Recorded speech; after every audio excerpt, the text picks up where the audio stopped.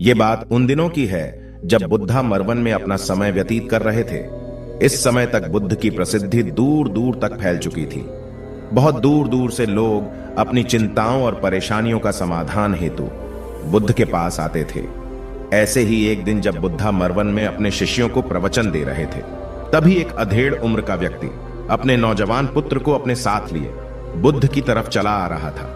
जब यह प्रवचन स्थल के पास पहुंच गए तो बुद्ध ने एक नजर उन पर डाली और इशारे से बैठने के लिए कहा। जब प्रवचन समाप्त हो गए और सभी लोग वहां से चले गए तो बुद्ध ने उस व्यक्ति को अपने पास बुलाया और बैठने के लिए कहा। वहां चारों तरफ हरियाली छाई हुई थी। मौसम बहुत सुहाना था और तरह तरह के पक्षियों की आवाजें गूंज रही थीं। ऐसा नजारा देखकर उस व्यक्ति को अंदर से असीम शांति महसूस हो रही थी। इसके बाद बुद्ध ने उस व्यक्ति से आने का कारण पूछा तो इस पर व्यक्ति ने कहा, तथागत, मैं 2 दिन की लंबी यात्रा करके अपने पुत्र को आपसे मिलवाने लाया हूं। ये मेरा इकलौता पुत्र है और ये हर समय थका थका रहता है। ऐसा लगता है जैसे इसके अंदर कोई जान ही ना हो। इसका स्वभाव भी काफी चिड़चिड़ा सा हो गया है। अगर हम इससे कुछ भी कहते हैं तो यह हमारी छोटी छोटी बातों पर गुस्सा हो जाता है। इसके देखने की क्षमता भी उम्र से पहले ही कमजोर हो गई है और इसके बाल भी सफेद पड़ने लगे हैं। इतनी कम उम्र में इतनी बड़ी उम्र का लगना, मुझे तो कुछ समझ नहीं आ रहा है। तथागत, मैं अपने पुत्र के स्वास्थ्य को लेकर बहुत चिंतित हूं। जब मैं अपने पुत्र को वेद जी के पास लेकर गया तो उन्होंने कुछ औषधि दी और कहा, अपने पुत्र को तनाव कम लेने के लिए कहो। वो अपने दिमाग में बहुत अधिक तनाव लेता है, इसलिए उसकी ऐसी हालत हो गई है। लेकिन मैंने उसको बहुत समझाने के बाद भी तनाव का मतलब समझ नहीं आया। मुझे नहीं पता कि तनाव होता क्या है, यह किन कारणों से आता है और उसे कैसे अपने पुत्र के दिमाग से निकालूं। लेकिन मुझे सबसे पहले तो यह समझना है कि तनाव होता क्या है। इसीलिए तथागत मैं आपके पास आया हूं। कृपया आप मेरी समस्या का समाधान कीजिए।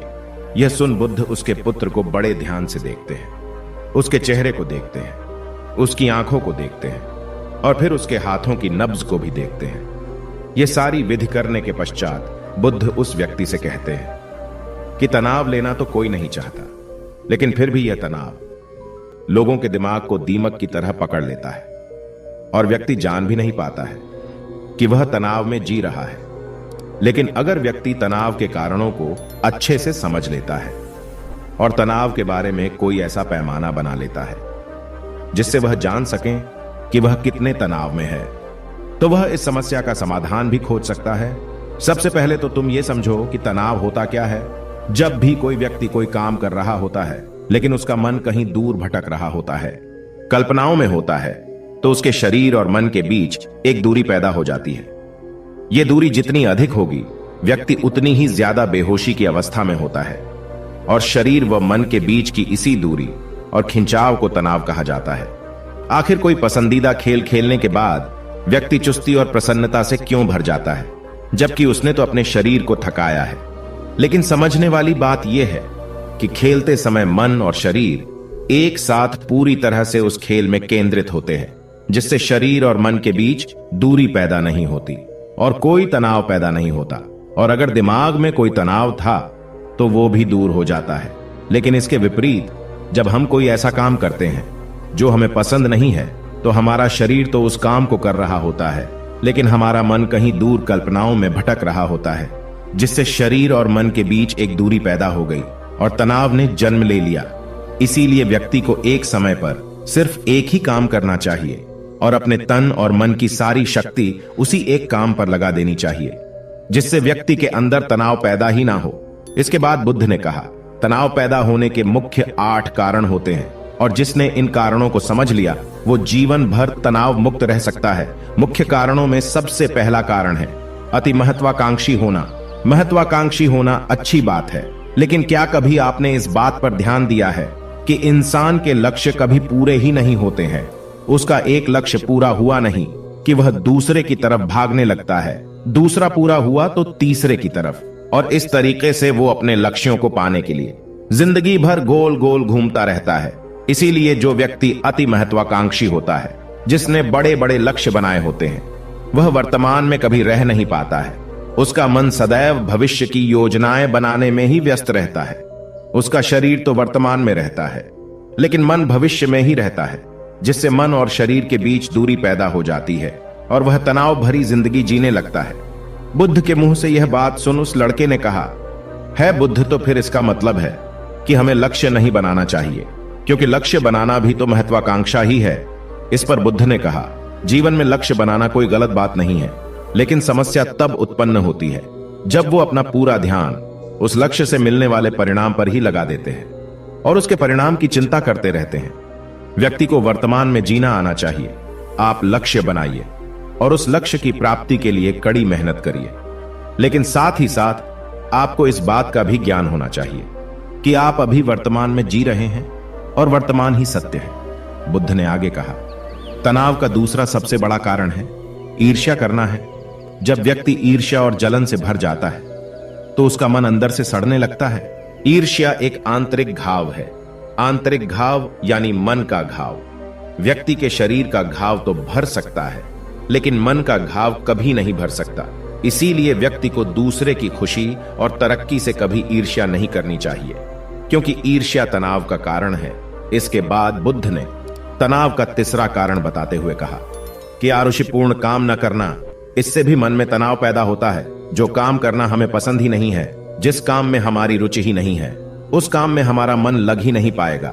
हमारा शरीर तो वहीं बैठा रहेगा, लेकिन हमारा मन कल्पनाओं की उड़ान भरेगा, जिससे शरीर और मन के बीच दूरी पैदा हो जाती है और व्यक्ति तनावग्रस्त हो जाता है। इसीलिए इंसान को हमेशा अपनी रुचि के अनुसार ही कार्य करना चाहिए। अगर व्यक्ति ने यह पता कर लिया कि उसे कौन सा काम करना पसंद है और वो उसी काम को अपने जीवन का लक्ष्य बना लेता है, तो फिर वो काम उसके लिए काम नहीं बल्कि एक खेल बन जाता है। फिर बुद्ध ने कहा, तनाव का चौथा कारण होता है किसी दूसरे से अच्छा रखना। बुद्ध ने उस व्यक्ति की ओर इशारा करते हुए कहा, एक पिता होने के नाते तुम्हारी अपने पुत्र से बहुत सी अपेक्षाएं होगी कि तुम्हारा पुत्र एक बहुत ही कामयाब इंसान बने, तुम्हारा नाम रोशन करे, जैसा तुम चाहते हो उस तरह का जीवन जिए, तुम्हारी हर बात माने। लेकिन क्या आज तक कभी किसी की सारी अपेक्षाएं पूरी हुई है? जब भी कोई व्यक्ति किसी दूसरे से कोई अपेक्षा रखने लगता है तो वो अनजाने में अपने लिए तनाव पैदा करने लगता है। जरा सोचो कि अगर तुम्हारा बेटा तुम्हारे अनुसार काम नहीं कर रहा है और वो नहीं बन पा रहा है जो तुम उसे बनाना चाहते हो, तो निश्चित रूप से तुम्हारे दिमाग को तनाव तुम्हें पकड़ लेगा। तुम तनाव से भरा जीवन जीना शुरू कर दोगे और इस तनाव के बस में आकर तुम ऐसा व्यवहार करोगे, ऐसी बातें करोगे कि तुम्हारा अपने पुत्र के साथ संबंध और भी खराब होता चला जाएगा। इसीलिए व्यक्ति को जितना हो सके उतनी कम अपेक्षाएं दूसरों से रखनी चाहिए, और अगर पूरी तरह से तनाव मुक्त रहना है तो दूसरों से अपेक्षा रखना ही बंद कर दो। इसके बाद बुद्ध ने कहा कि शारीरिक कष्ट भी इंसान के तनाव का एक कारण होता है। जब व्यक्ति किसी शारीरिक पीड़ा से गुजर रहा होता है तो उसका पूरा ध्यान अपने उस शारीरिक दर्द पर होता है और वो पूरे दिन बस उसी के बारे में सोचता रहता है, जिससे उसका मन दुख के विचारों से भर जाता है और ऐसी स्थिति में व्यक्ति तनावग्रस्त रहने लगता है। यह सुन उस व्यक्ति ने कहा कि हे बुद्ध, शारीरिक दुख तो किसी भी व्यक्ति को हो सकता है, तो फिर क्या हुआ? व्यक्ति जीवन भर तनाव में ही जिएगा? इसका जवाब देते हुए बुद्ध ने कहा कि इंसान को यह बात समझनी चाहिए कि हमारा जीवन दुखों का आधार है। जैसे जैसे हमारा जीवन आगे बढ़ता है, इसमें दुख आते हैं, बीमारियां आती है और फिर अंत में मृत्यु भी आती है। तो बीमारियां इंसान के जीवन का अभिन्न अंग है, कोई इनसे बच नहीं सकता। बस किसी किसी के जीवन में यह समय से पहले आ जाती है तो किसी के बाद में आती है। जब इंसान का मन इस बात को अच्छे से समझ लेगा तो फिर वह अपनी बीमारी के बारे में सोच सोच कर ज्यादा तनाव नहीं लेगा, क्योंकि यह हमारे जीवन का अभिन्न हिस्सा है और इसके लिए व्यक्ति को शारीरिक रूप से भी अभ्यास करते रहना चाहिए। अपने जीवन में व्यायाम और स्वस्थ जीवन शैली को भी जगह देनी चाहिए ताकि उसका शरीर लंबे समय तक निरोगी रहकर सही से काम कर सकें। तनाव का अगला कारण होता है अपनी योजनाओं को समझने के लिए समय न देना। कुछ लोगों के दिमाग में कोई विचार आया ही नहीं कि वो बिना सोचे समझे उस पर काम करना शुरू कर देते हैं, और जब उस काम में उन्हें असफलता मिलती है तो वह तनाव से भर जाते हैं, क्योंकि उन्होंने उस काम को शुरू करने से पहले उसके बारे में पूरी जानकारी इकट्ठा नहीं की थी। इंसान को कोई भी काम शुरू करने से पहले उसके अच्छे और बुरे परिणामों के बारे में ठीक से सोच विचार कर लेना चाहिए। इंसान को इस बारे में भी सोच लेना चाहिए कि अगर ये योजना सफल नहीं हुई तो फिर इसके बाद मैं क्या करूंगा। इसलिए व्यक्ति को अपनी योजनाओं को ठीक से समझने के लिए पूरा समय देना चाहिए, ताकि बाद में उस योजना की वजह से तनाव पैदा ना हो। तनाव का 7वां सबसे बड़ा कारण है टाल मटोल करना, आज के काम को कल पर टालना। आप लोगों ने यह कहावत तो सुनी होगी कि आलस्य इंसान के शरीर का सबसे बड़ा शत्रु है। इंसान आलस्य की वजह से आज के काम को कल के लिए टाल देता है और फिर काम को टालना उसकी आदत बन जाती है। काम को कल पर टालने वाले व्यक्ति का काम कभी भी समय पर पूरा नहीं हो पाता है, और अगर किसी तरह से पूरा हो भी जाता है तो वह उतना अच्छा नहीं हो पाता है जितना अच्छा उसे किया जा सकता था, और फिर यह बात व्यक्ति के अंदर तनाव पैदा करती है। लेकिन काम को टालना या काम को एकदम अंत समय पर करना एक आदत है, इसीलिए व्यक्ति ना चाहते हुए भी बार बार अपनी इस आदत का शिकार बन जाता है और काम को टालता रहता है। और फिर जब काम की समय सीमा पास आ जाती है तो वह तनाव से भरकर काम को पूरा करने का प्रयास करता है।